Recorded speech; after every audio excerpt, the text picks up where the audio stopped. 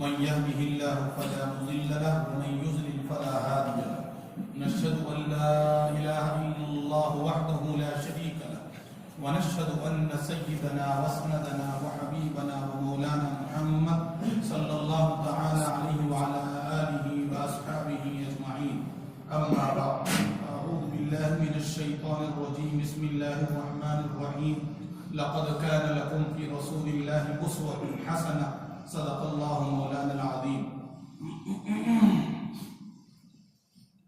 قال النبي صلى الله عليه وسلم لا يؤمن أحدكم حتى أكون أحب إليه من والده وولده والناس أجمعين أو كما قال النبي صلى الله عليه وسلم. بزرگوں، دوستوں، عزیز ساتھیوں، ہمارے نبی حضرت محمد صلی اللہ علیہ وسلم کو اللہ تعالیٰ نے اس دنیا میں ایسے زمانے میں بھیجا کہ جس زمانے میں پوری دنیا ظلمت اور اندھیرے میں گمراہی کے دلدلوں میں پھنسی ہوئی، چونکہ بہت لمبے عرصے سے کوئی نبی اس دنیا میں نہیں آئے تھے. حضرت عیسیٰ علیہ السلام دنیا میں آئے تو آنے کے بعد ایک روایت کے مطابق 40 سال تک رہے اور ایک روایت کے مطابق 80 سال تک رہے. 80 سال تک وہ دنیا میں رہے اور 80 سال کے بعد وہ واقعہ پیش آیا جو کل آپ نے سنا کہ یہودیوں نے دشمنی کر کر حضرت عیسیٰ علیہ السلام کو سولی پہ چڑھانے کا ارادہ کیا تو اللہ تعالیٰ نے ان کو آسمان پر اٹھا لیا اور اس کے بعد سے لے کر تقریباً 400 سال تک کوئی نبی دنیا میں نہیں ہے. یہ ایک ہی زمانہ ایسا زمانہ ہے جس زمانے میں ایک بھی نبی پوری دنیا میں نہیں تھے، ورنہ کوئی زمانہ دنیا میں ایسا نہیں آیا کہ دنیا میں کوئی نبی نہ ہو. ایسا کوئی زمانہ دنیا میں نہیں آیا تھا. حضرت آدم علیہ السلام سے لے کر حضرت عیسیٰ علیہ السلام تک کہیں نہ کہیں کوئی نہ کوئی نبی ضرور ہوتا تھا دنیا میں. چونکہ اللہ تعالیٰ انسانیت کو گمراہی اور ظلمت کے حوالے نہیں کرنا چاہتے تو اللہ تعالیٰ کسی نہ کسی نبی کو بھیجتا ہے. ہر نبی اپنا وقت ختم کرنے کے بعد اللہ کے پاس چلے جاتے تو پھر کوئی دوسرے نبی آتے، پھر کوئی تیسرے نبی آتے. یہ الگ بات تھی کہ پوری دنیا کے لیے بھی اللہ نے کسی نبی کو نہیں بھیجا. حضرت آدم سے لے کر حضرت عیسیٰ علیہ السلام تک جو بھی نبی آئے وہ ایک ایک وقت کے لیے آئے اور ایک ایک جگہ کے لیے آئے. جو جس نبی جس گاؤں میں پیدا ہوتے تو اس گاؤں میں یا اس کے آس پاس کے علاقوں کی ان کو ذمہ داری ملتی. یا بعض دفعہ ایسا بھی ہوا کہ اللہ تعالیٰ نے خاندان میں نبی کو پیدا کیا اور اللہ نے یہ ذمہ داری دے دی کہ اس خاندان کی فکر کرنا آپ کی ذمہ داری. تو اکثر نبی خاندان کے لیے آئے، کوئی نبی قوم کے لیے آئے، کوئی نبی کسی ایک ملک کے لیے آئے. لیکن جب بھی آتے رہے ان کی عمر تک وہ زندہ رہے اور اس کے بعد وہ اللہ کے پاس چلے گئے تو دوسرے نبی فوراً اللہ تعالیٰ بھیج. تو یہ پوری جو لمبی عمر گزری ہے دنیا کی، جو تاریخ کے حوالے سے ہے کہ 7000 سال کا جو وقفہ گزرا ہے، اسی میں تقریباً 1,23,999 نبی آگے چلے گئے. چونکہ پورے نبیوں کی جو تعداد ہم سنتے ہیں وہ ہے 1,24,000، تو ہمارے نبی کو چھوڑ کر 1,23,999 جو نبی گزرے ہیں وہ پورے نبی حضرت عیسیٰ علیہ السلام تک گزرے. اب حضرت عیسیٰ علیہ السلام جب دنیا میں آئے تو اس کے 80 سال بعض روایت کے مطابق وہ دنیا میں رہے اور پھر وہی واقعہ پیش آیا جو آپ نے کل سنا. تو اس کے بعد 100 سال تک تقریباً ان کے ماننے والے بھی صحیح دین پر موجود تھے. ان کو اس زمانے میں حواریین کہتے ہیں، حضرت عیسیٰ علیہ السلام کے ماننے والے لوگ. جس طرح آج کرسچن لوگ ان کے ماننے والوں کو فادر یا نن کہتے ہیں، یا آپ یوں سمجھ لو کرسچن عیسائی کہتے ہیں، اس زمانے تک بھی حضرت عیسیٰ علیہ السلام کے صحیح ماننے والے موجود تھے. اس کے بعد ان کی تعداد کم ہونا شروع ہو گئی تو اکا دکا کوئی آدمی صحیح عیسائیت پر تھا. چونکہ حضرت عیسیٰ علیہ السلام کے زمانے تک عیسیٰ علیہ السلام ہی کا دین معتبر تھا اور اسی دین کے ماننے والے کو جنت نصیب ہو سکتی. اب یہ تعداد کم ہوتی گئی، پڑھنا لکھنا کم ہوتا گیا، تو بعد میں یہ ہوا کہ اکا دکا کہیں کہیں پر ایک آدھ آدمی عیسائی ہوتا تھا، عیسائی عالم ہوتا. چونکہ اللہ تعالیٰ نے حضرت عیسیٰ علیہ السلام کو انجیل دی تھی، ان کی کتاب کا نام انجیل ہے. بائبل جو ہم لوگ کہتے ہیں، انگلش میں جو لوگ کہتے ہیں کہ عیسائیوں کی کتاب بائبل ہے، بائبل پوری انجیل کا نام نہیں ہے. انجیل کا سلیکٹڈ حصہ، انجیل کا منتخب حصہ جو دعاؤں پر مشتمل ہے، اس حصے کو بائبل کہتے ہیں. یعنی یوں سمجھ لیجئے کہ انجیل جو کتاب ہے، اس کتاب میں سے پادریوں نے بعض وہ دعائیں جو عیسیٰ علیہ السلام نے اللہ سے مانگی تھی اس کو جمع کیا الگ. اور چونکہ پوری انجیل ان کے زمانے میں پڑھتے نہیں تھے سب لوگ، تو عام لوگوں کو پڑھنے کے واسطے ایک الگ سلیکٹڈ حصہ اس کا بنا کے دے دیا. پوری انجیل تو خاص لوگوں کے پاس اس زمانے میں رہتے تھے. آج بھی پوری دنیا میں جو حصہ موجود ہے کرسچنوں کے پاس، وہ انجیل کا بالکل یوں سمجھ لیجئے کہ تحریف شدہ بدلا ہوا حصہ موجود ہے. اور جو عام چرچوں میں رکھا ہوا رہتا ہے وہ بائبل ہے، انجیل نہیں ہے. یعنی یہ کہ انجیل جو حضرت عیسیٰ علیہ السلام پر اللہ نے اتاری تھی، اس کا سلیکٹڈ، اس کا منتخبہ کچھ دعاؤں کا حصہ ان پادریوں کے پاس رہتا ہے. اسی کو یہ پڑھتے ہیں اتوار کے پریر. جو اتوار کو پریر ہوتا ہے نا چرچوں میں، وہ وہی حصہ ہے جو انجیل سے نکال کے تھوڑا سا الگ کیا گیا. اب 95% لوگوں کے پاس اصل انجیل ہی نہیں ہے. اور آج کے زمانے کے تو جو عیسائی جو کنورٹ ہو کر عیسائی ہوئے، ان کو تو وہ معلوم نہیں، یہ معلوم. ان کو تو جا کے اتوار کے دن نیچے سر جھکا کے بیٹھنا معلوم ہے. ان کو یہ معلوم نہ وہ معلوم. وہ پرانے زمانے کے جو لوگ پڑھ کے آئے ہیں وہی پڑھ لیتے ہیں، بس اس سے زیادہ ان کو نہیں معلوم. تو بہرحال وہ قصہ موجود تھا ایک زمانے تک، اور اللہ کے نبی صلی اللہ علیہ وسلم کے زمانے تک بھی چند مخصوص لوگ عیسائیت پر آئے. جیسے اللہ کے نبی کے زمانے میں خود ایک صحابہ تھے، ورقہ ابن نوفل.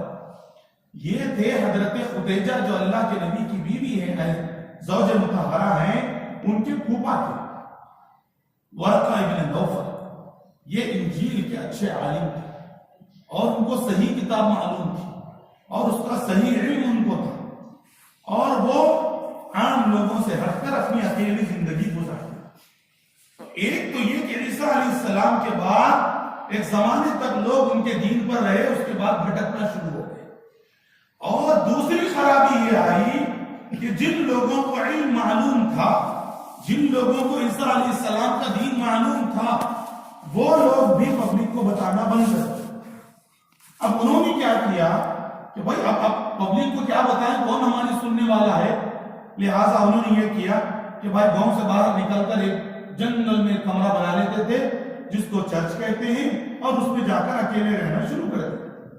اور وہ یہ سمجھتے تھے کہ اب ہماری بات تو کوئی سننے والا ہے نہیں، لہٰذا آپ خود کو بچانے کے لیے خود کو الگ کر لو، قصہ ختم. اب پبلک کیا بھی کرنے دو، ہم کو بحث نہیں، ہم جا کے اکیلے زندگی گزار لیں گے، ہم اور اللہ دو ہی رہیں گے وہاں پر، ہم عبادت کرتے رہیں گے، بس ہماری جنت پکی ہو جائے گی، بقیہ قصہ ختم. اس کو عربی میں راہب کہتے ہیں، یعنی رہبانیت کہتے ہیں. اکیلے پر اکیلے جا کر اللہ کی عبادت کرنا، کسی سے ملنا نہیں، کچھ نہیں کرنا. یہ عیسائیوں کے پاس ایک سلسلہ چلا ایسا. اسی لیے آج بھی کرسچن لوگ اپنی آنکھ کو پکا مذہبی بتانے کے واسطے راہب بن جاتے ہیں. ان کی نہ بیوی ہوتے ہیں، نہ بچے ہوتے ہیں، کچھ نہیں، خاندان نہیں، کچھ نہیں، سب الگ ایک فادر بن کے یا نن بن کے چرچ میں ہی رہتے ہیں، وہیں کھاتے ہیں، وہیں سوتے ہیں، وہیں رہتے ہیں، کہیں جاتے نہیں، کہیں آتے نہیں. تو اس زمانے سے ایک حضرت عیسیٰ علیہ السلام کے بعد یہ سسٹم چلا کہ چونکہ دنیا میں گمراہی اتنی پھیل چکی تھی کہ اب ان لوگوں کے دماغ میں یہ بات آئی کہ ہم بولنے والے ایک اور پورا گاؤں برا ہو چکا ہے، اب ہم بولیں گے تو کیا اثر ہوگا؟ لہٰذا قصہ ختم کر لو، اپنا اپنا جنگل میں چلے جاؤ، خود کی زندگی اچھی کر لو۔ ہمارے دین میں یہ منع ہے۔ اللہ کے نبی صلی اللہ علیہ وسلم نے فرمایا لا رہبانیت فی الاسلام، اسلام میں رہبانیت نہیں ہے۔ پوری دنیا بھی اگر گمراہی پر آ جائے تو بھی آپ کا کام ہے آپ پبلک میں رہیے اور جتنا ممکن ہو سکتا ہے لوگوں کو کچھ اچھا بولتے رہیے اور اللہ کی عبادت کرتے رہیے۔ الگ تھلگ ہو کر اپنی آخرت بنانے کے واسطے آپ جنگل نہیں جا سکتے۔ اسی واسطے اس امت کی سب سے بڑی خصوصیت یہ ہے کہ اس امت میں بولنے سننے سنانے کا رواج ہے، عام طریقے سے سننے سنانے کا رواج ہے، اور یہی ایک ایسی برکت ہے کہ جس کی وجہ سے دین آج ہمارے پاس محفوظ ہے۔ ورنہ اگر آپ یہ سننا بھی چھوڑ دیں گے تو رفتہ رفتہ ہماری نسلیں تو مسجد کو آنا بھی چھوڑ دیں گی، پھر اس کے بعد وہی عالم ہوگا جو آج کئی مذہبوں کا ہوا ہے۔ ہندو مذہب میں کسی ایک دن گھنٹی بجانے کے لیے مندر جانا مذہب بن گیا، کرسچنوں کے پاس اتوار کو مندر جانا یا ان کے چرچ کو جانا مذہب بن گیا، یہودیوں کے پاس ہفتے کے دن اپنے سومنے کو جانا مذہب بن گیا۔ بقیہ تو اپنے کو جو سمجھ میں آ رہا کر لو، اس کے علاوہ ہم کو کچھ کرنا نہیں ہے۔ رہا اللہ کو اور اپنے دین کو یاد کرنے کے لیے کیا کرنا، تو ہفتے میں ایک آدھ دن وہ کام کر لو جو سب لوگ کرتے ہیں، بقیہ چھٹی۔ یہی بات آج بھی مسلمانوں میں یورپین کلچر کو لا کر یہ بتلائی جا رہی ہے کہ صاحب یہ سننا سنانا پڑھنا لکھنا کیوں، آپ کو جیسے رہنا ہے ویسے رہ لو، کبھی یاد آئے تو اللہ نماز پڑھ لو۔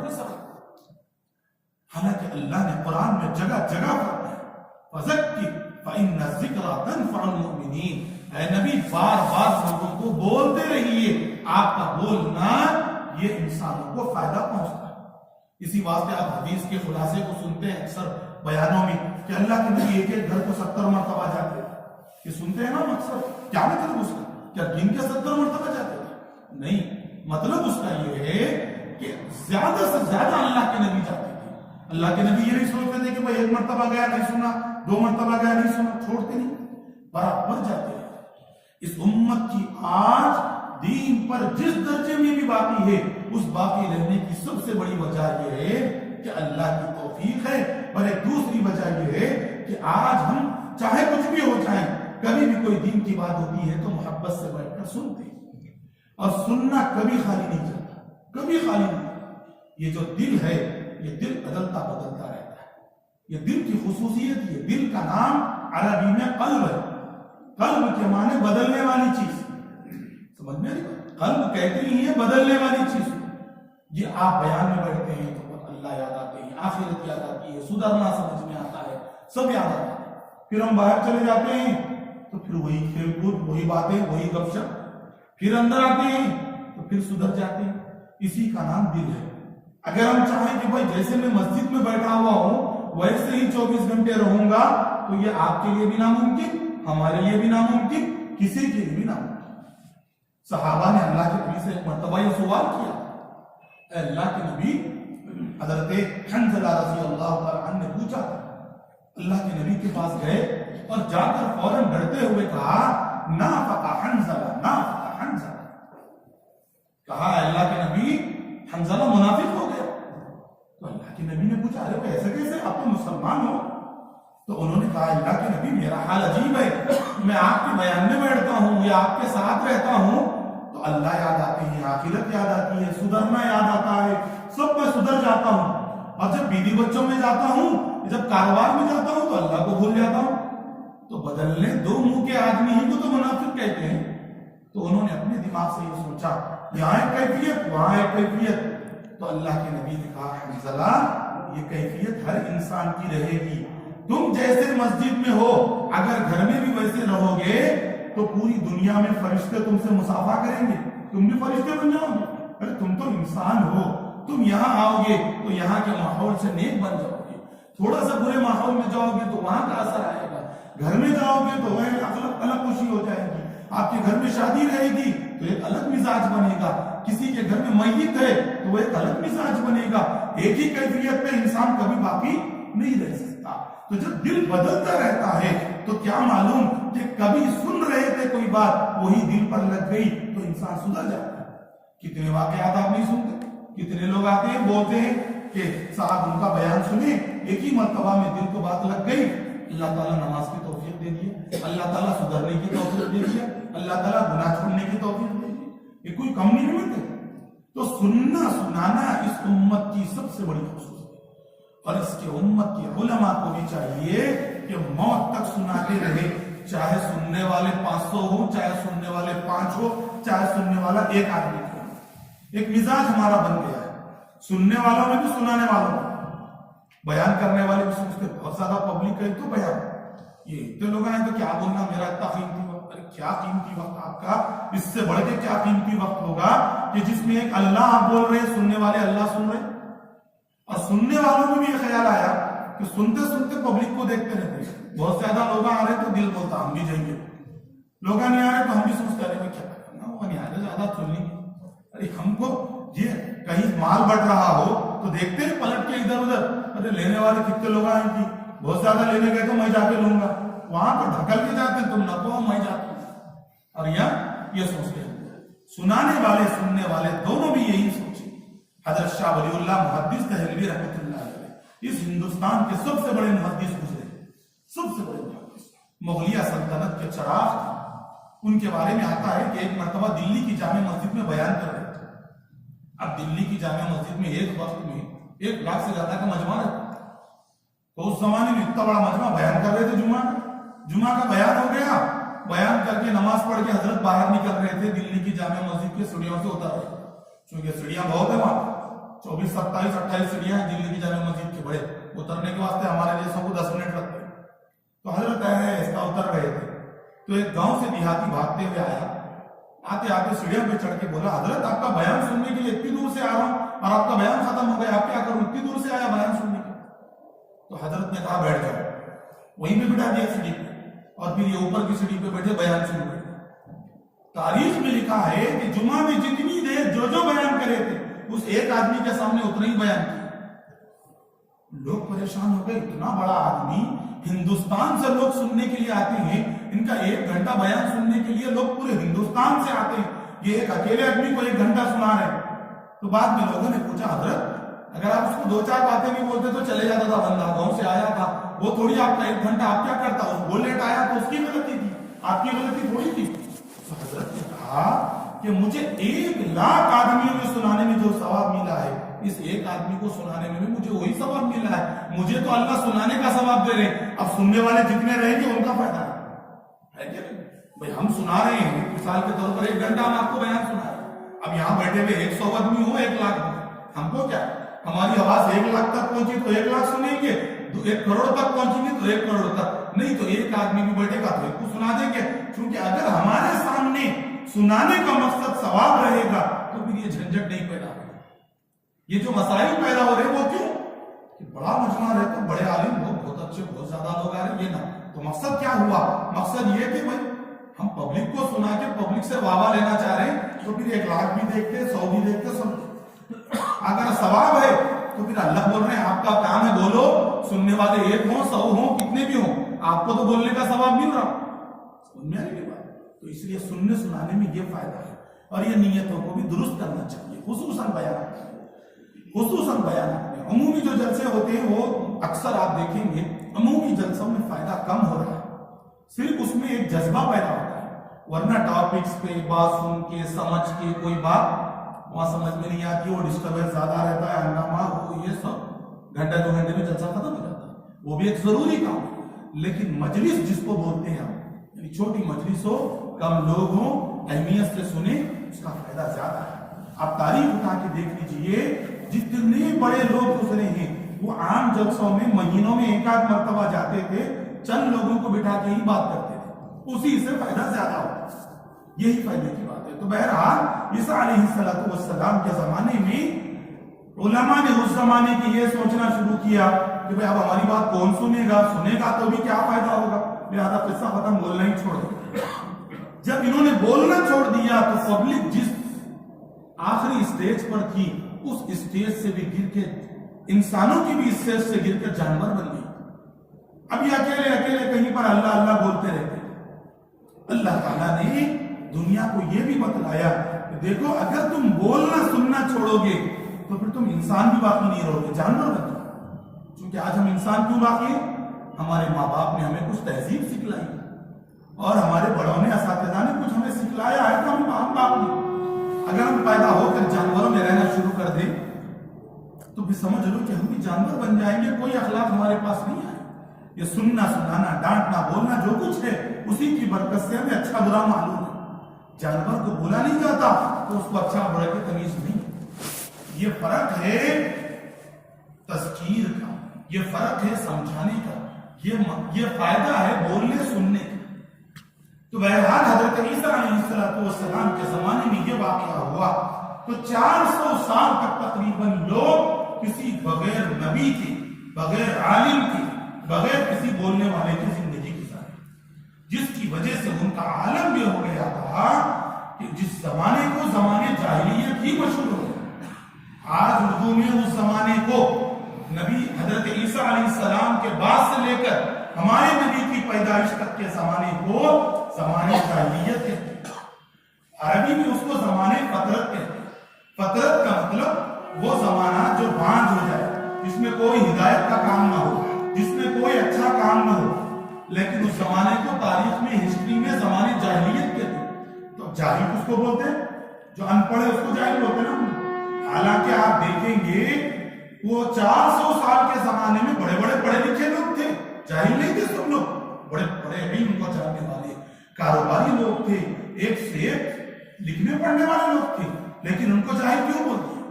زمانے جاہلیت کو ان کو اس لیے کہا جاتا ہے کہ وہ لوگ ایک ایسے عجیب تھے کہ جتنا جانتے تھے اس پر بھی عمل نہیں کر کے خود اپنے آپ کو جانور بنا دیے تھے، اپنے آپ کو گویا جاہل بنا دیے تھے، اس لیے ان کو جاہل مرکب کہتے ہیں۔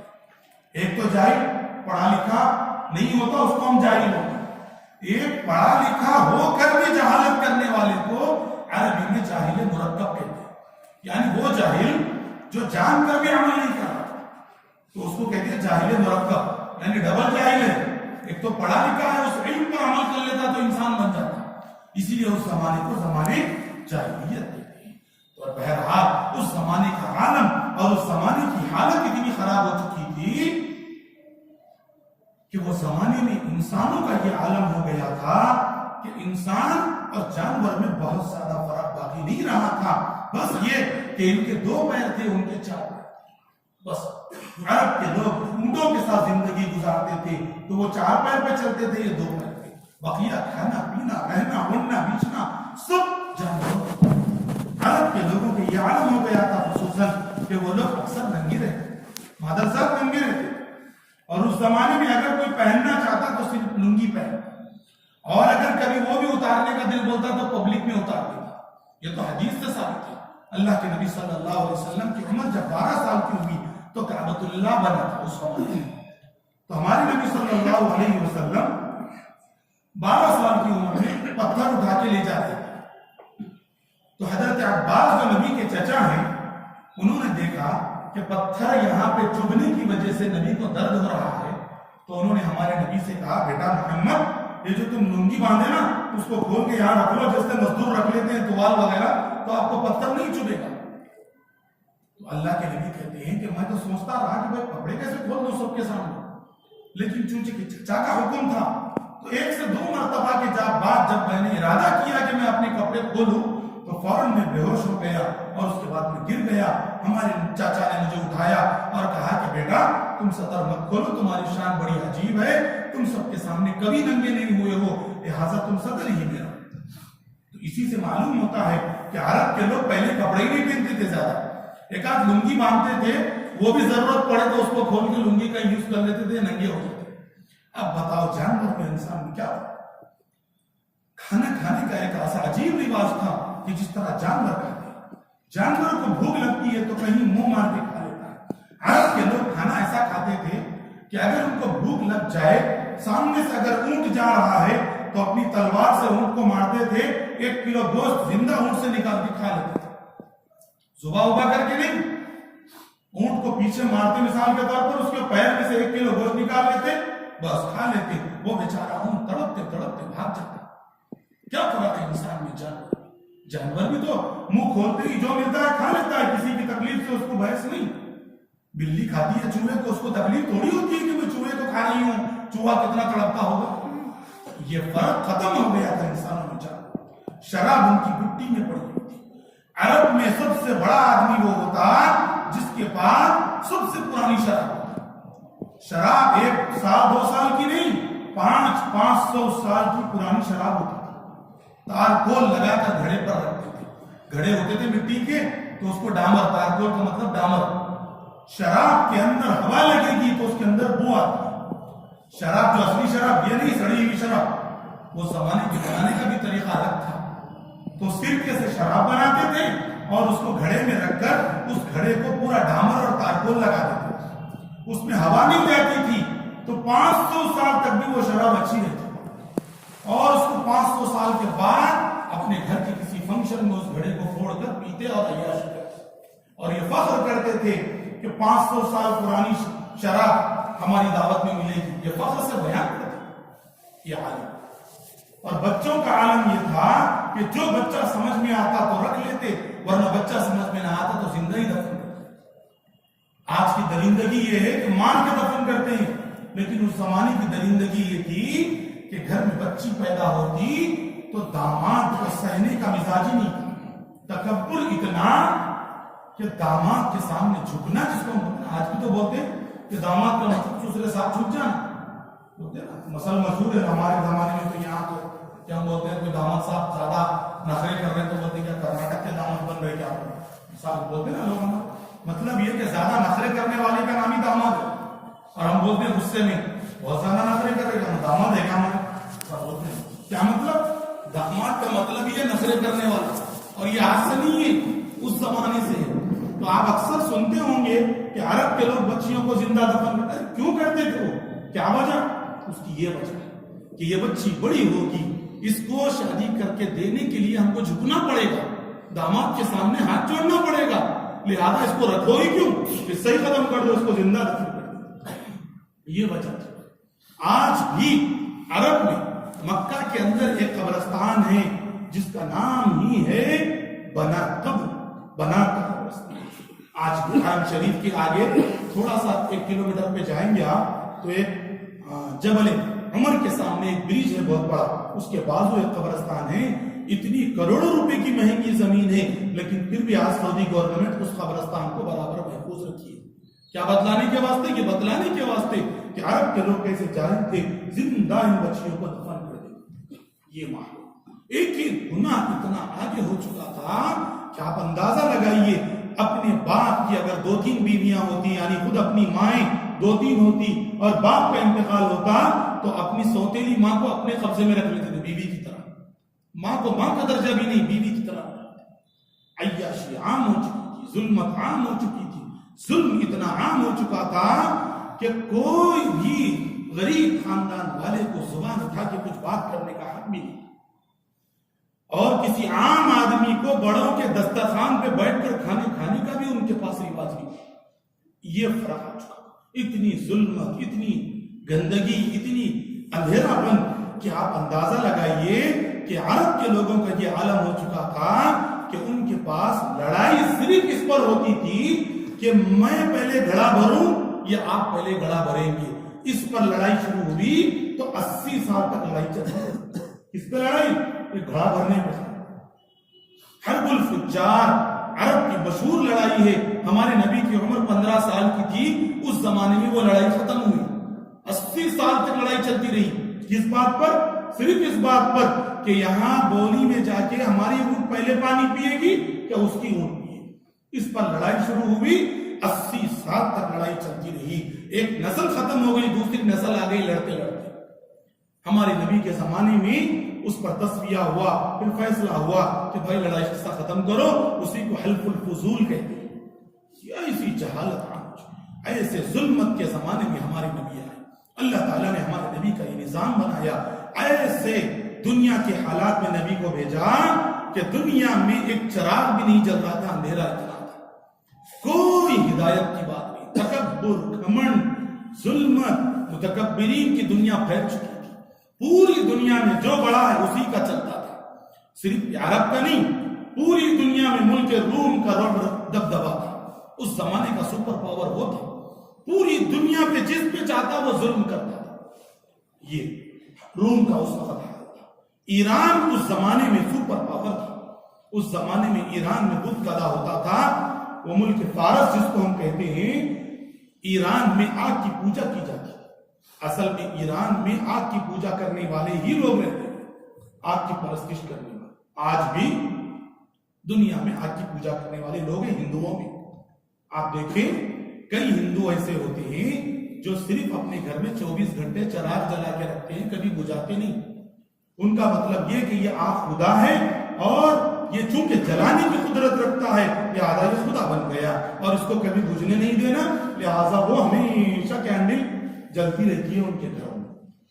ایران میں یہ حال ہے، روم میں بتوں کی پوجا ہوتی تھی، ملک شام میں بتوں کی پوجا ہوتی تھی، عرب میں حالانکہ ابراہیم علیہ السلام کے ماننے والے لوگ تھے، لیکن ہمارے نبی سے پہلے وہاں بھی بت پرستی شروع ہو گئی۔ بتوں کا یہ عالم تھا کہ صرف کعبۃ اللہ کے اندر 360 بت تھے، صرف کعبۃ اللہ میں 360 بت تھے، بقیہ مکہ کے ہر گھر میں بت ہوتا تھا۔ اس زمانے میں سب سے مشہور 3 ممالک تھے، ایک مصر اور ایک ایران، دوسرا تیسرا ہندوستان۔ ہندوستان اس زمانے کا ملک ہے، کوئی نیا نہیں ہے، اس زمانے میں بھی ہندوستان تھا۔ لکھا ہے ایران اور مصر میں بت پرستی تو تھی ہی، خود ہمارے ہندوستان کی تاریخ میں نبی رحمت صلی اللہ علیہ وسلم سیرت کی کتاب ہے، حضرت علی میاں ندوی رحمت اللہ علیہ جو مسلم پرسنل لا بورڈ کے صدر تھے، اس سے پہلے کہ انہوں نے سیرت میں تاریخی حوالات سے لکھا ہے کہ جس زمانے میں ہندوستان میں اسلام آیا، اس زمانے کے مورخین نے ہندوستان کی ہسٹری کو لکھا تو کاؤنٹ کیا، اندازہ کیا کہ یہاں پر کتنے بت رکھے ہوئے تھے، تو حضرت نے تاریخ میں لکھا کہ 33 کروڑ بت یہاں پہ تھے ہندوستان میں، ایک تو نہیں 33 کروڑ 33 کروڑ بت یہاں پہ رکھے ہوئے تھے، مورتیاں پورے ہندوستان میں، اتنے بڑے بڑے مورتیاں، چھوٹے بڑے مندروں کی گنتی ہے 33 کروڑ۔ اس زمانے کی پوری دنیا میں بت پرستی، ظلم، پوری دنیا میں ظلمت چھائی ہوئی تھی۔ ایسے سنگین وقت میں اللہ تعالیٰ نے ہمارے نبی حضرت محمد صلی اللہ علیہ وسلم کو نبی رحمت بنا کر پوری دنیا کے لیے ہدایت دے کر پوری دنیا میں کام کرنا تھا۔ ہمارے نبی سے پہلے جتنے نبی آئے ان کو ایک ایک جگہ پہ کرنا تھا، اس گاؤں میں کر لو یا خاندان میں کر لو۔ ہمارے نبی کو پوری دنیا کے لیے اللہ نے بھیجا۔ اللہ کے نبی صلی اللہ علیہ وسلم کے خاندان کی تھوڑی تفصیل آپ نے سنی۔ اللہ کے نبی کا خاندان 22 سے 24 پشتوں تک تو بالکل کتابوں میں لکھا ہوا ہے۔ نبی کا خاندان یاد کرنا چاہیے۔ اللہ کے نبی صلی اللہ علیہ وسلم کے والد عبداللہ، اللہ کے نبی کا خاندان ہے محمد بن عبداللہ بن عبد المطلب بن قصی بن کلاب بن مرہ، یہ پورے خاندان تقریباً 24 نام عدنان تک لکھے ہوئے، اور وہاں سے لے کر حضرت اسماعیل علیہ السلام تک بھی کتابوں میں لکھے ہوئے ہیں نام، لیکن اس میں مورخین کو اختلاف ہے کہ یہ نام صحیح بھی ہے یا کچھ گڑبڑ ہو گئی، لیکن 24 پشتوں تک تو نام برابر لکھے ہوئے۔ اور اللہ کے نبی کے خاندان میں کوئی ایک آدمی بھی حضرت اسماعیل علیہ السلام اور وہاں سے لے کے حضرت آدم تک کوئی ایک آدمی بھی شرابی، کبابی، زانی نہیں تھا۔ ہمارے نبی کے خاندان کو اللہ نے اتنا محفوظ رکھا کہ جس خاندان میں نبی کا نطفہ، نبی کا مادہ آ رہا تھا، اللہ نے اس خاندان کی اتنی حفاظت کی کہ حضرت آدم سے لے کر 7000 سال تک اللہ نے ہمارے نبی کے خاندان کی اتنی حفاظت کی کہ کوئی بھی خاندان میں ایک آدمی بھی شریر نہیں تھا، کوئی ایک آدمی بھی شرابی نہیں تھا، کوئی ایک آدمی بھی زانی نہیں تھا۔ یہ تو مورخین نے مانا ہے، اور صرف مسلمان تاریخ لکھنے والوں نے نہیں، انگریزوں نے بھی مانا ہے، ہندوؤں نے بھی مانا ہے، ان کی تاریخ پڑھ کر۔ اور آپ اندازہ لگائیے تقریباً 7000 سال کی تاریخ باقی ہے مسلمانوں کی۔ مسلمان ایک وہ قوم زندہ قوم کہ جن کے پاس حضرت آدم سے لے کے آج تک کی پوری تاریخ موجود ہے، اس سے ہٹ کر کسی کے پاس کوئی تاریخ موجود نہیں۔ مسلمانوں کے پاس ایک فن ہے، فن اسماء الرجال، یعنی یہ کہ آدمیوں کی ہسٹری کو لکھنے کا ایک فن ہے کہ جس میں ہر آدمی پر بحث کرتے ہیں کہ یہ تھے، ان کے ابو کون، ان کے دادا کون. جیسے مثال کے طور پر آپ حدیث سنتے ہیں تو حدیث کو بیان کرنے والے کو محدث کہتے ہیں، اور اس کا جو سلسلہ ہوتا ہے اس کو سند کہتے ہیں. وہ سند نبی تک موجود ہے. آج 1500 سال ہو گئے ہیں نبی کے دنیا سے جا کر. تقریباً آج ہمارے سے لے کر نبی تک کا سلسلہ موجود ہے. ہم بتا سکتے ہیں آپ کو کہ ہم نے کس سے حدیث پڑھی، انہوں نے کس سے پڑھی، انہوں نے کس سے پڑھی. 1500 سال کی تاریخ نام کے ساتھ لکھی ہوئی ہے. پھر جو آدمی سے حدیث پڑھے ہیں وہ آدمی کیسا تھا، اس کا خاندان کیسا تھا، وہ کس جگہ پر رہتا تھا، یہ سب باتیں لکھی. یہ اسلام کی، مسلمانوں کی خصوصیت ہے کہ مسلمان غافل نہیں ہوتا. مسلمان اپنے پہلوں کی بھی تاریخ لکھتا ہے، مسلمان اپنے پچھلوں کی بھی تاریخ لکھتا ہے. آج ہماری غفلت یہ ہے کہ ہمیں نہیں معلوم کہ کیا ہوا تھا. ہمیں تو ہمارے ابو تک کی تاریخ معلوم ہے، بہت زیادہ لگے تھے، دادا کی بھی تاریخ ہمیں نہیں معلوم. ورنہ پہلے لوگ خاندان کی باتوں کو سنتے تھے اور بڑے لوگ خاندان کی باتیں سناتے تھے. آج وہ بھی ختم ہو گئے. پہلے بوڑھی عورتیں، ہمارے بچپن میں ہمیں معلوم ہے کہ پہلے بوڑھی عورتیں رات میں بچوں کو سلاتے وقت کہانیاں سناتی تھی، اور سناتے سناتے اس میں اچھے واقعات سناتے تھے کہ دادا یہ، نانا یہ سناتے تھے. اور نانی نانا دادی دادا کی کہانیاں تو ختم ہی ہو گئی، اور بچوں کو بھی سناؤ تو بولیں گے یہ کیا ہے، ہمارے ہاتھ میں تو وہ شیطان کا ٹکڑا دے دو فون، ہم اسی کو گھورتے گھورتے سو جائیں. ہم کو کیا بحث دادا کون تھے، نانا کون تھے، اور ہم کو کیا بحث ہمارے پہلے کون تھے، وہ کون بھی تھے، ہم کو کیا بحث، ہم کیا ہے وہ دیکھ لو قصہ. یہ سیلفش زمانہ آ چکا ہے. ہم بس ہم کھانا ہے خود کے لیے، جینا ہے خود کے لیے، پڑھنا ہے خود کے لیے، کسی کا بھلا نہیں. پہلے لوگ پڑھتے تھے دوسرے کی بھلائی کرتے، پہلے لوگ ڈاکٹر بنتے تھے پوری قوم کی خدمت کرنے. اور ہم ڈاکٹر کیوں بن رہے؟ ڈاکٹر بنوں گا، MBBS بنوں گا تو اتنا کماؤں گا، نہیں تو کہاں سے کماؤں. انجینئر کیوں بنتے تھے لوگ؟ یہ کہ میرے علم کی وجہ سے لوگ اپنے اچھے گھر بنا سکے، میں لوگوں کو کچھ فائدہ دے سکوں. اور آج یہ ڈگری ملنا کیوں؟ اتنی کمائی اب ہے، پروموشن ہوا تو اتنی ملتی. پہلے لوگ ٹیچر بنتے تھے کیوں؟ قوم کو سدھارنے کے لیے. اور آج سب ٹیچر ہے، پرنسپل کب بن تو دیکھو، پھر اس کے بعد لیکچرر کب بن تو دیکھو، پروموشن. اور اس پروموشن پہ کتنی خوشی ہوتی ہے، پروموشن کی تو دعوتیں ہوتی ہیں. صاحب ہمارا ہم کو پروموٹ کرے اور ہمارا لیول بڑھ گیا. کیوں؟ پہلے 20,000 کما رہے تھے، 25 کما رہے، خوشی. یہ سیلفش زمانہ آ چکا ہے. ہر کام خود کے لیے، ہر کام خود کے لیے، بقیہ دوسروں کے لیے خدمت کرنے کا تو مزاج ختم ہی ہوتا جاتا ہے. ورنہ پہلے لوگ جیتے تھے دوسروں کے پاس، بس خود کے لیے تو جانور بھی جیتا ہے، خود کے لیے تو جانور بھی جیتا ہے. پھر ہم کیا کر رہے ہیں؟ تو یہ فرق آ گیا ہے زمانے اور حالات اور پڑھنے لکھنے کا مزاج ختم ہونے اور پرانے ماحول کو ختم کرنے کی وجہ سے. اور ہم کیا چاہیں؟ اپڈیٹ ہونا چاہتے، اپ گریڈ ہو رہے. اور اپ گریڈ کا مطلب کیا سمجھ رہے؟ پرانے رواج کو ختم کرنا، پاگل بننا، اچھے کپڑے چھوڑنا، پھٹے کپڑے پہننا، یہ اس کو اپ گریڈ ہونا سمجھ، اس کو جو ہے نا فیشن سمجھ. پہلے لوگ پرانے مزاج کو باقی رکھنے کو فخر محسوس کرتے، اپنے گھروں کے رواج کو، اپنے خاندانی رسم کو یا اپنے خاندانی نام کو بیان کرنے کو فخر محسوس کرتے. اور آج بچے خاندانوں کے نام کو ڈبانے کو فخر محسوس کرتے. یہ زمانہ کروٹ لے رہا ہے، اس کو سمجھنا چاہیے. تو بہرحال حضرت اللہ کے نبی صلی اللہ علیہ وسلم کی جو زندگی تھی، جس کی ابتدا ہوئی، اس کی شروعات یہاں سے کہ اللہ کے نبی صلی اللہ علیہ وسلم کے خاندان کی 24 پشتیں تو موجود تھی، جس کا نام بھی تاریخ میں لکھا ہوا ہے. اللہ کے نبی صلی اللہ علیہ وسلم کا خاندان مکہ ہی میں بسا، کیونکہ نبی سے پہلے حضرت اسماعیل بھی مکہ ہی میں آئے تھے. اسی سے خاندان چلتا ہوا مکہ ہی میں چلتا رہا. اللہ کے نبی کے دادا عبد المطلب تھے، یہ مکہ کے سردار تھے. ہمارے نبی کی خصوصیت یہ ہے صلی اللہ علیہ وسلم کہ ہمارے نبی کے خاندان کے جتنے لوگ تھے سب مکہ کے گورنر اور مکہ کے سردار تھے. یہ نبی کی خصوصیت.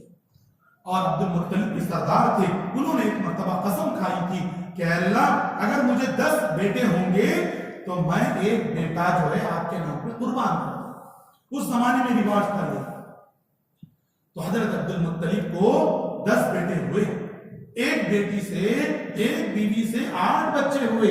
ایک بیوی سے 2 بیٹے، جس میں سے دوسری بیوی کے بیٹے تھے ابو طالب عبداللہ، ہمارے نبی کے جو والد تھے اور ہمارے نبی کے چچا جنہوں نے نبی کو پالا، وہ ایک ماں کی بیٹی، 10 گویا کہ ہمارے نبی کے چچا ہیں جی، پورے چچا ہیں، 6 پھوپیاں کی ہمارے نبی کو، 6 پھوپیاں اور 9 چچا، اپنے ابا کو ملائیں گے تو 10 اور 6 16 اولاد کی ہمارے حضرت عبدالمطلب کو، 16 میں سے 2 پھوپیوں نے اسلام قبول کیا اور 2 چچاؤں نے اسلام قبول کیا، حضرت حمزہ، حضرت عباس، یہ قبول کیا، یہ اسلام قبول کرنے کی تاریخ ہے۔ بعد میں بہرحال حضرت عبداللہ جو ہمارے نبی کے والد تھے، یہ حضرت عبدالمطلب کے آخری بیٹے تھے، 10 بیٹوں میں سے آخری بیٹے تھے، اور بیٹیوں میں بھی آخری بھی تھے، گویا 16 میں سے 16ویں تھے، سب سے چھوٹے تھے گھر میں۔ اب قصہ یہ ہوا کہ عبدالمطلب نے جب قسم کھائی تھی، جب 6 بیٹیاں ہوئی تھی تو قسم کھائی تھی کہ اللہ 10 بیٹے دیجئے، تو اللہ نے اپنی توفیق سے 10 بیٹے دے دیے، تو عبداللہ نے، عبدالمطلب نے، دادا نے اللہ سے کہا، اللہ میں نے قسم کھائی تھی 10 بیٹے ہوں گے تو ایک بیٹا آپ کے راستے میں قربان کا مطلب اس زمانے میں بلی چڑھا، ذبح کر دیتے تھے بچے، رواج تھا اس زمانے کا۔ تو اب مسئلہ آیا، پورے خاندان کے لوگ بیٹھے تو 10 بیٹوں کی چٹیاں اچھالی، جب چٹیاں اچھالی گئی تو نام نکلا عبداللہ۔ اب سب پریشان ہو گئے کیونکہ گھر کا چھوٹا بیٹا اتنا پیارا، اتنا خوبصورت کہ پورے عرب میں وہ خوبصورتی نہیں تھی، کیوں نہ ہو کہ جس کے پیٹ سے، جس کے بدن سے، جس کے خون سے جو پیدا ہونے والا نبی تھا وہ دنیا کا سب سے خوبصورت تھا، تو ان کے ابو بھی کتنے خوبصورت نہیں تھے۔ مورخین میں حضرت عائشہ صدیقہ رضی اللہ تعالیٰ عنہ کی روایت ہے کہ انہوں نے کہا کہ یوسف علیہ السلام کو دیکھ کر مصر کی عورتوں نے ہاتھ کاٹ لیے تھے ان کی خوبصورتی کو دیکھ کر۔ حدیث میں ہی کہ اللہ تعالیٰ نے خوبصورتی کو بنایا تو آدھی خوبصورتی یوسف علیہ السلام کو دے دی اور آدھی خوبصورتی کو پوری دنیا میں بانٹا، حضرت آدم سے لے کے آج تک اور قیامت تک۔ قیامت تک جتنے بھی ہم خوبصورت ہیں نا، جو کچھ بھی ہے وہ آدھے 50% میں سے بٹا ہوا ہم کو ملا، بقیہ آدھا کس کو ملا؟ حضرت یوسف علیہ السلام۔ جب ہمارے نبی کو خوبصورتی دینے کی باری آئی تو اللہ نے وہ ایک خوبصورتی میں سے نہیں بانٹا، ایک الگ خوبصورتی بنا کر ہمارے نبی کو دیا۔ حدیث میں ہے کہ حضرت عائشہ کہتی تھی رضی اللہ عنہا کہ حضرت یوسف کو دیکھ کر مصر کی عورتوں نے ہاتھ کاٹ لیے تھے، اگر مصر کی عورتیں میرے نبی کو دیکھ لیتی تو وہ سینے کو کاٹ لیتی، اتنے خوبصورت تھے ہمارے نبی کی خوبصورتی کا یہ عالم۔ حضرت عائشہ صدیقہ رضی اللہ عنہا کہتی ہیں کہ رات میں کبھی چنی بند ہو جاتی، گھر میں اندھیرا ہوتا، تو مجھے اگر سوئی میں دھاگا ڈالنا ہوتا تو میں نبی کے چہرے کے پاس جا کر سوئی میں دھاگا ڈالتا۔ آپ نے کبھی دیکھا ہے خوبصورتی کو؟ کتنی بھی گوری کو آپ نے دیکھا ہوگا، گورے کو دیکھا ہوگا، اندھیرے میں جاتا ہے تو کالے گورے دونوں برابر، وہ بھی نظر نہیں آتا، ہم بھی نظر نہیں آتا۔ لیکن نبی کی خوبصورتی کا یہ عالم کہ نبی اندھیرے میں جاتے تو چہرے سے روشنی نکلتی اور اس روشنی سے عورتیں گھر کا کام کرتی تھی، کیا خوبصورتی ہوتی۔ اللہ نے وہ خوبصورتی بنائی تھی نبی کی۔ اللہ کے نبی صلی اللہ علیہ وسلم کے والد کا جب یہ واقعہ ہوا، چٹھی نبی کے والد کی نکلی تو سب بہنوں نے، یعنی نبی کے پھپھوؤں نے اور سب بھائیوں نے کہا بھئی چھوٹا بھائی ہمارا لاڈلا، ان کو ذبح نہیں کریں گے، اب کیا کریں؟ تو کہا پھر ایک مرتبہ اچھالو، تو دوبارہ اچھالا تو بھی عبداللہ کا نام نکلا۔ تو اب حضرت عبدالمطلب نے کہا بھئی اب اس سے زیادہ نہیں کر سکتے، عبدالمطلب کو ذبح کرنا پڑے۔ تو اس زمانے میں ایک بڑی عالمہ عورت تھی، اس نے آ کر عبدالمطلب سے کہا دیکھو ہمارے پاس ایک جان کا بدلہ 10 اونٹ ہے، تو ایک کام کرو عبداللہ کے بجائے 10 اونٹ کو ذبح کر دو۔ عبدالمطلب نے کہا ایسا نہیں ہوگا، ایک کام کریں گے، ایک چٹھی میں 10 اونٹ لکھیں گے اور ایک چٹھی میں عبداللہ کا نام لکھیں گے، دونوں اچھالیں گے، جس کا نام نکلا اس کو ذبح کرو۔ جب اچھالا گیا تو پھر عبداللہ کا نام نکلا۔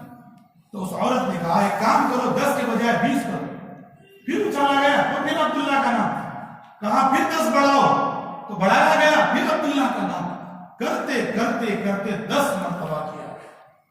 ایک چٹھی پہ لکھا گیا 100 اونٹ اور ایک چٹھی پہ لکھا گیا عبداللہ، تو تب جا کر اونٹ کا نام نکلا۔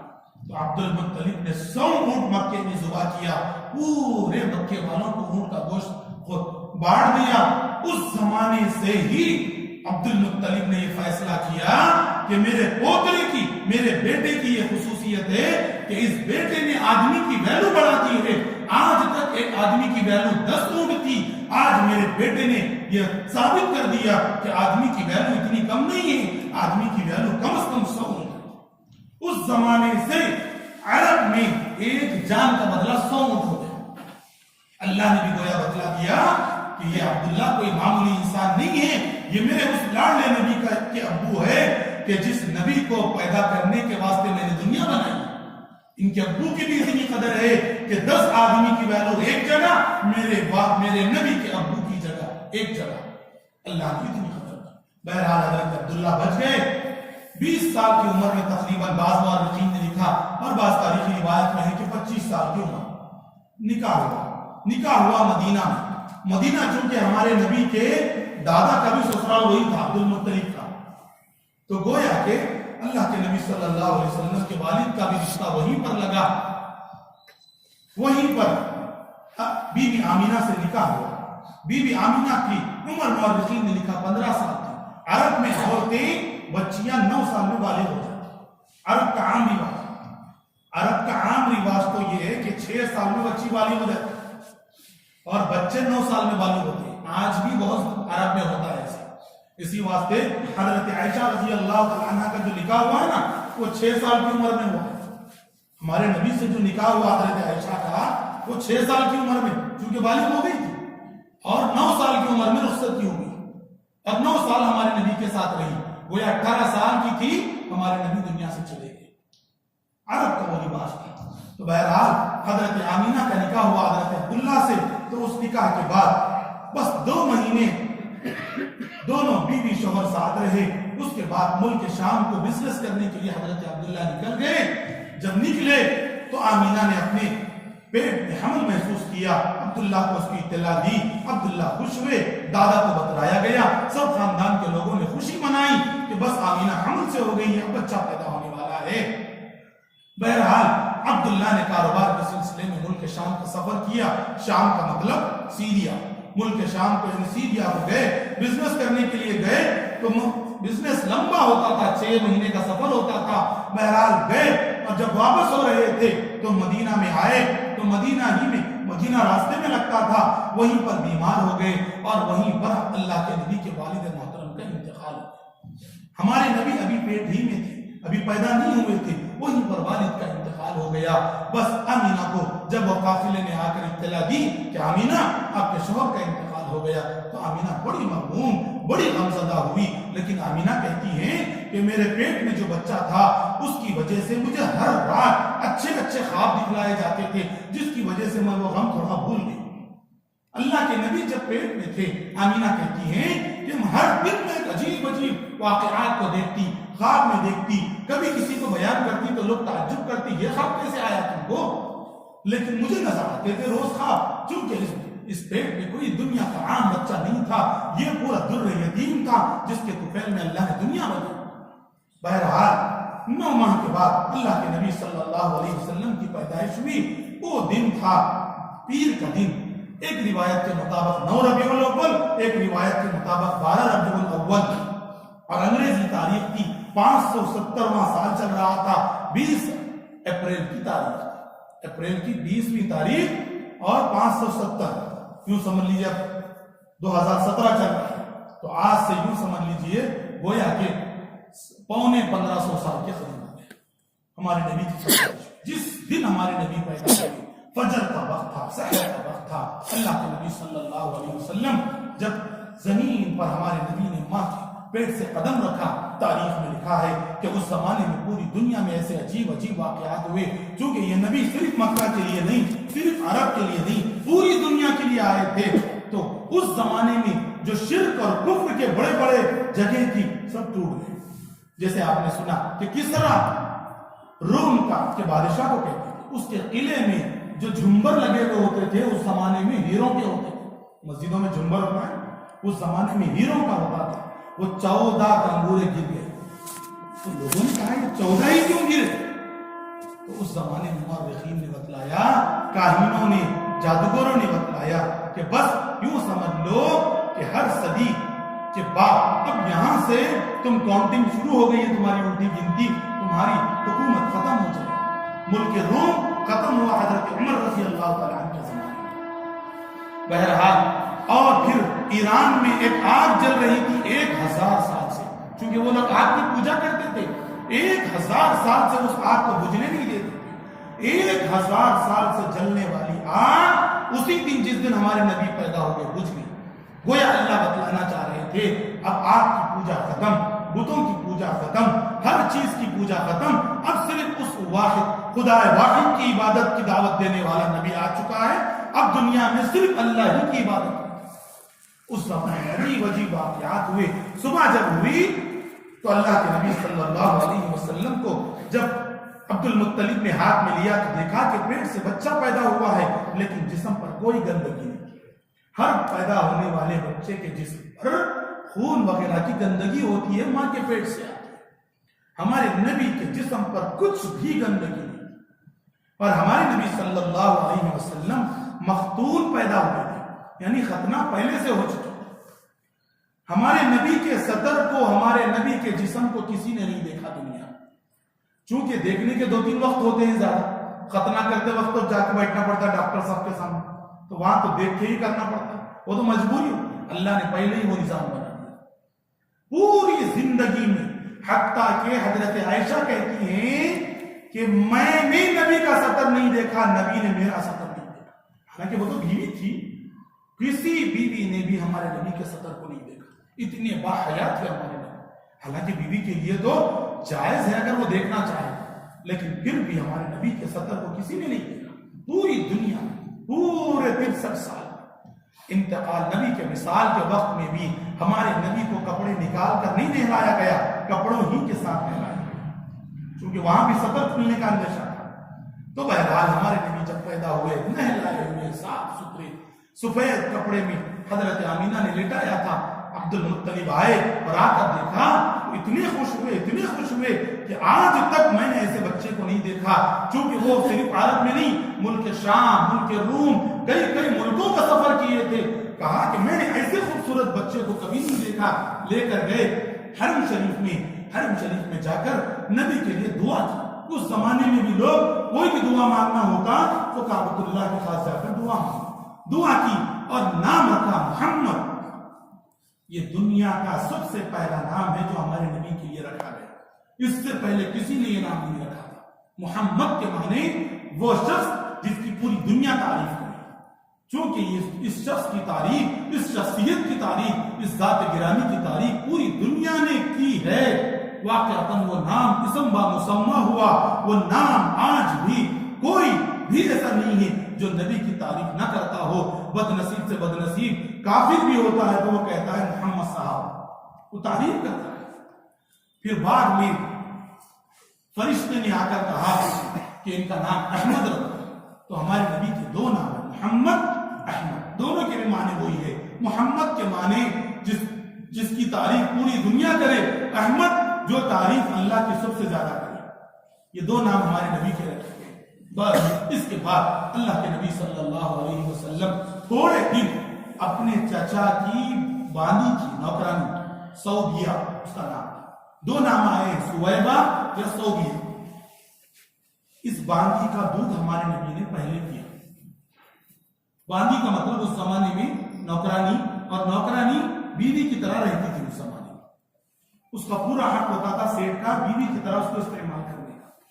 سوبیہ باندی تھی. انہوں نے ہمارے نبی کو تھوڑے دن دودھ پلایا. اس کے بعد عرب کا رواج یہ تھا کہ عرب کے لوگ بچوں کو صحت مند رکھنے کے واسطے سٹی میں نہیں رکھتے تھے، گاؤں دیہاتوں کو بھیجتے تھے بچوں. کیوں کہ مکہ میں چونکہ بہت سے لوگ آتے تھے باہر سے، تو وہاں کی فضا اور وہاں کا پولوشن زیادہ خراب تھا. چونکہ لوگوں کا آنا جانا زیادہ ہوتا تھا، اونٹ زیادہ آتے جاتے تھے، تو جس کی وجہ سے وہاں کا پولوشن خراب ہوتا تھا. تو اس زمانے میں لوگوں کا رواج یہ تھا کہ بھائی گاؤں میں بھیج دو، وہاں فضا اچھی ہوتی ہے، صاف ستھری. اور چونکہ سٹی کے مقابلے میں گاؤں کی عورتیں زیادہ طاقتور ہوتی ہیں، اس لیے ان کا دودھ پلانے کے واسطے بھیجتے تھے. اور تیسرا فائدہ یہ ہوتا تھا کہ سٹی کی لینگویج سے گاؤں کی لینگویج اچھی ہوتی ہے. وہ آپ اب اس کا مثال دینے کا وقت نہیں ہے، ورنہ آپ دیکھ لیں اردو زبان گاؤں میں اچھی بولتے ہیں لوگ، سٹی میں خراب بولتے ہیں. خراب کا مطلب تھوڑی مکس ہو جاتی ہے. اب ہماری اردو کیسی ہے؟ جیسے ہم بولے لفظ مکس، بولے مکس انگلش کا لفظ، اردو میں انگلش وہ یہ سب گڑمڑ ہو جاتا ہے. دیہات میں یہ نہیں بولتے، دیہات میں جو زبان ہے وہی بولتے ہیں. آپ جا کے دیکھ لیجیے تیلگو، تلنگانہ کو چھوڑ کر آندھرا میں جائیے، ان کی تیلگو ہم سمجھ بھی نہیں سکتے. اور ہماری تیلگو کیسی، کوئی انگلش کا ورڈ بھی آ جاتا، اردو کا بھی گھس جاتا، اس میں سب آ جاتا. تو دیہات کی جو لینگویج ہوتی ہے وہ اچھی ہوتی ہے. تو 3-4 فائدوں کے واسطے لوگ بچوں کو دیہات میں بھیجتے ہیں. بہرحال حضرت حلیمہ سعدیہ قبیلے بنو سعد مکہ کے قریب ایک علاقہ تھا، وہاں سے عورتیں آئیں. ایک زمانے میں آ کر لوگوں نے تلاش کیا کہ کس گاؤں میں کس گھر میں بچہ ہے. تو اس زمانے میں 10 بچے تھے، 10 عورتیں آئی تھی لینے کے واسطے بچوں کو. جو عورتیں جن کے گود میں پہلے سے بچہ ہوتا تو ان کو دودھ آتا تھا، تو وہ یہ کمانے کا طریقہ یہ تھا کہ اپنے بچے کو بھی ایک دودھ پلاتی تھی، ایک کرائے کے بچے کو بھی دودھ پلاتی تھی، تو اس سے پیسے بھی ان کو ملتے تھے. تو آئے قبیلے بنو سعد سے لوگ، تو اللہ کے نبی صلی اللہ علیہ وسلم کے والد چونکہ نہیں تھے تو اس زمانے میں لوگ وہ بچہ لیتے تھے جس کے ابو اچھا کماتے، چونکہ پیسہ ملتا ہے. جب سب نے پوچھا کہ ان کے ابو نہیں ہے، کہا صاحب ابو نہیں ہے تو کیا پیسہ ملے گا، سب چھوڑ بچے. حضرت حلیمہ سعدیہ رضی اللہ عنہا نے دیکھا، چونکہ ان کی ایک مجبوری بھی تھی کہ کوئی بچہ نہیں ملا، لہذا اس مجبوری میں ہمارے نبی جی کو اٹھا لیا. اور پہلے سے وہ اتنی مجبور تھی کہ نہ خود کے بچے کو دودھ پلانے کو دودھ تھا، نہ اونٹنی کے تھنوں میں دودھ تھا، نہ کھانے کو کچھ تھا. بس یہ سوچ کر کے گھر والے کچھ تو دیں گے پیسے، تو وہ پیسے لے کے کچھ کا خرید کے کھا لوں گی تو پھر دودھ آئے گا تو پلاؤں گی، یہ نیت سے آئی تھی. لیکن اللہ کے نبی کا کرشمہ یہ ہوا کہ حدیث میں ہے کہ جب حلیمہ نے ہمارے نبی کو اٹھایا تو حلیمہ کو فوراً محسوس ہوا کہ میرے تھنوں میں خود بخود دودھ آ گیا. حلیمہ نے اسی جگہ پر بیٹھ کر نبی کو دودھ پلایا. اللہ کے نبی صلی اللہ علیہ وسلم کے بارے میں حلیمہ بیان کرتی ہے کہ جب بھی میں محمد صلی اللہ علیہ وسلم کو دودھ پلاتی تو اللہ کے نبی ہمیشہ سیدھی طرف کا دودھ پیتے، کبھی لیفٹ سائڈ کا دودھ نہیں. اگر میں چاہتی لیفٹ سائڈ کا پلا دوں تو بھی نہ پیتے. اور ایک دوسری گواہی یہ دیتی کہ میں جب بھی نبی کو دودھ پلانے کے لیے سینے کی طرف لاتی تو نبی سیدھی طرف کا پورا دودھ پی لیتے تھے. اور جب میں یہ سوچتی کہ نبی کا محمد کا بھی پیٹ نہیں بھرا ہوگا تو دوسری طرف کا دودھ پلانا چاہتی تو نبی پوری زندگی میں کبھی نہیں پی. 2 سال کی عمر میں لیفٹ سائڈ کا دودھ کبھی نہیں پیا. حلیمہ کہتی ہے کہ اس محمد کی خصوصیت یہ ہے کہ اس کو پیدائش ہی سے معلوم ہو گیا تھا، اس خدا نے اس کی حفاظت کی تھی کہ نبی پہلے ہی سے یہ سوچتے تھے کہ میں پوری دنیا کو انصاف کا پیغام دینے کے لیے آیا ہوں. اگر اس ماں کے دونوں طرف کا دودھ میں پی لوں تو میری اس ماں کے گود میں جو دوسرا بچہ عبداللہ ہے وہ کیا پیے گا. اللہ کے نبی نے پیدائش ہی سے انصاف کیا. پورے 2 سال کی عمر میں حلیمہ خود ماں رضائی ماں اس بات کی گواہی ہے دیتی ہے کہ کبھی محمد نے لیفٹ سائڈ کا دودھ نہیں پیا.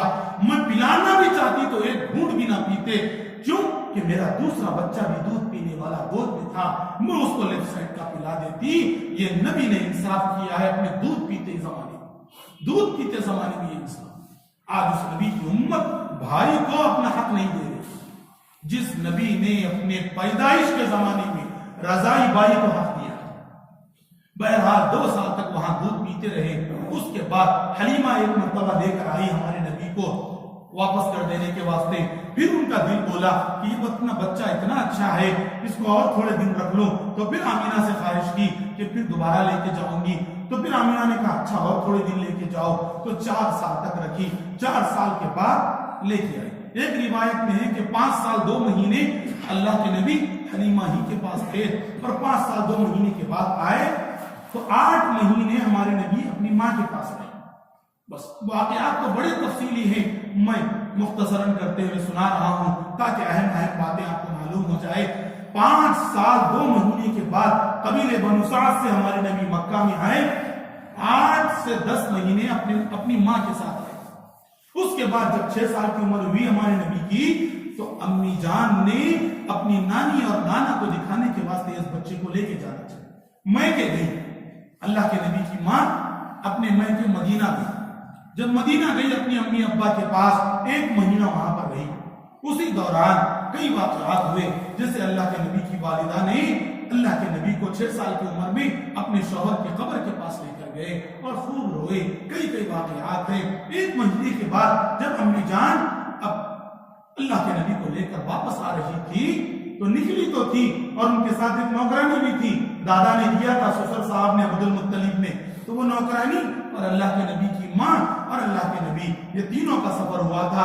جب مدینہ سے 1 مہینہ رہ کر واپس ہو رہے تھے تو راستے میں ایک جگہ تھی مقام ابوا،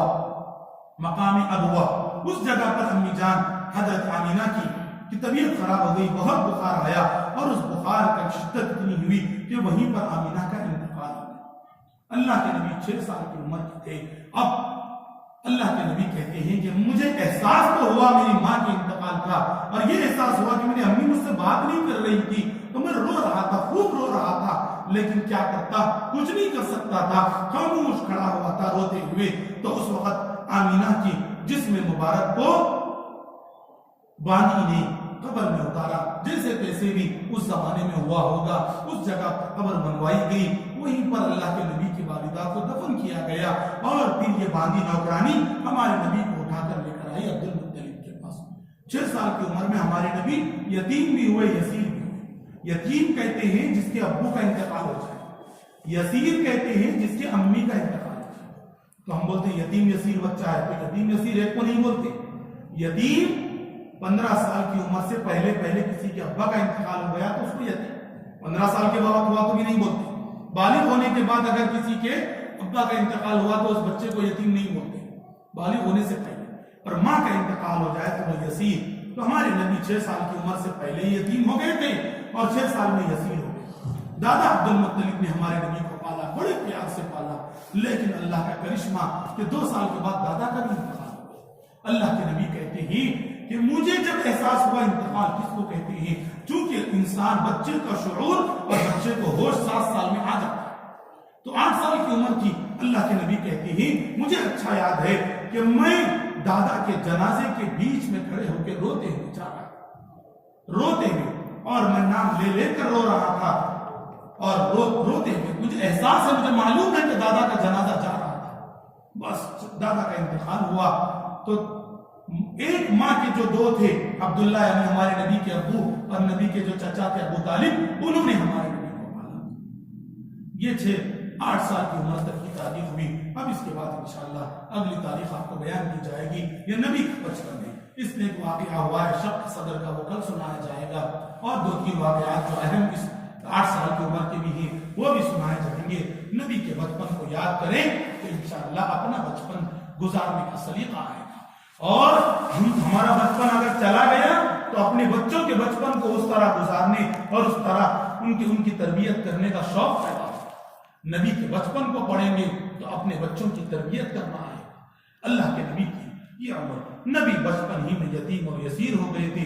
گویا اللہ تعالیٰ ہمارے نبی کو یہ بتلانا چاہ رہے تھے کہ اے نبی، تم پوری دنیا کو یہ سبق سکھلانے کے لیے آئے ہو کہ دنیا میں پالنے والا رب ہے، اب نہیں ہو سکتا، ماں ہو نہ ہو، باپ ہو نہ ہو، کوئی سہارا ہو نہ ہو، رب سب کو پالتا ہے۔ لہٰذا آپ کو پریکٹیکل اللہ بتلا رہے ہیں۔ آپ کے ابو نہیں تھے تب بھی اللہ نے پالا، آپ کی امی چلی گئی تب بھی اللہ نے پالا، آپ کے دادا چلے گئے تب بھی اللہ نے پالا۔ تم جب سبق دینے کے لیے جا رہے ہو تو پہلے خود تجربہ کرو، تجربے کے بعد جو سبق دو گے دنیا اس کو مانے گی۔ اللہ نے یہ کیا ہمارے نبی کے ساتھ، اور اسی واسطے کہ پہلے ہی سے غم اور مصیبتیں ہمارے نبی پر آتی رہی دل مضبوط کرنے کے واسطے۔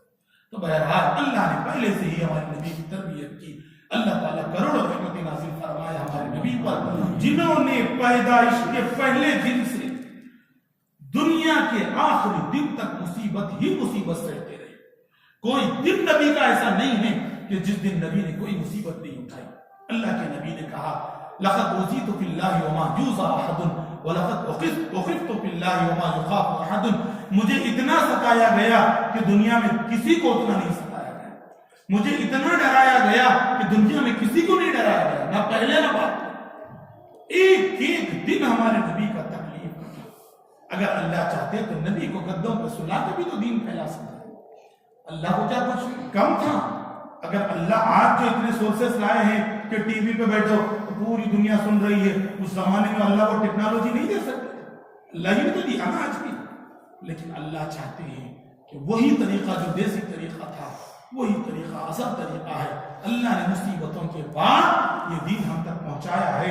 1 2 दिन 3 दिन की मुसीबत नहीं, पूरे 63 साल की जिंदगी ऐसे गमों की जिंदगी है। अगर आप सुनेंगे तो सिवाय रोने के और कुछ नहीं। उतने गमों के बाद अल्लाह ने दिन हम तक पहुंचाया है नबी के जरिए से। उस नबी को न भूलें, उस नबी को रोजाना याद करें और दरूद शरीफ की खुसूसन कसरत करें, जितना हो सके सुबह शाम। उसके लिए वजू की भी जरूरत नहीं, उसके लिए तो तहारत की भी जरूरत नहीं। ये इसलिए कह रहा हूं, तहारत का मतलब तहारत नहीं रख के पढ़ेंगे आप। ये इसलिए कह रहा हूं कि औरतें बस दफा नापाकी में होती हैं, तो उनके लिए भी आप मसला सुना दीजिए। सल्लल्लाहु अलैहि वसल्लम बोलने के लिए पाकी की जरूरत नहीं, आप बोल सकते हैं उसको।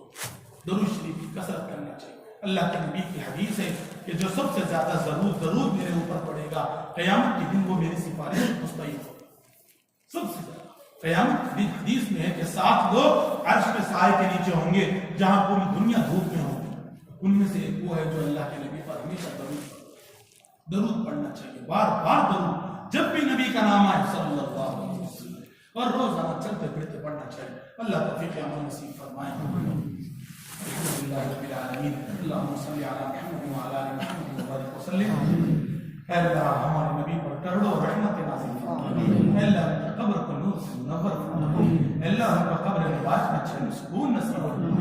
अल्लाह नबी की पैदाइश का दिन है कि जिस तरह एक माँ अपनी पैदाइश में खुशी महसूस करती है, अल्लाह हमारे नबी को आज भी वही खुशी नसीब फरमाइए। अल्लाह उन पर, उनके खानदान पर, अल्लाह उन पर, उनकी आल पर रहमत नाज़िल फरमाइए। अल्लाह उन पर और उनके सहाबा पर रहमत नाज़िल फरमाइए। अल्लाह उन पर और उनके दोस्त अहबाब और जितने उनके मुताल्लिकीन थे, अल्लाह सब पर रहम करम नाज़िल फरमाइए। अल्लाह नबी से सच्ची पक्की मोहब्बत करने की तौफीक नसीब फरमाइए। अल्लाह हकीकी माने में सच्ची मोहब्बत को जानकर जिंदगी गुजारने और नबी ही के मोहब्बत के साथ दुनिया से मरने की तौफीक नसीब फरमाइए। वसल्लल्लाहु तआला अला खैर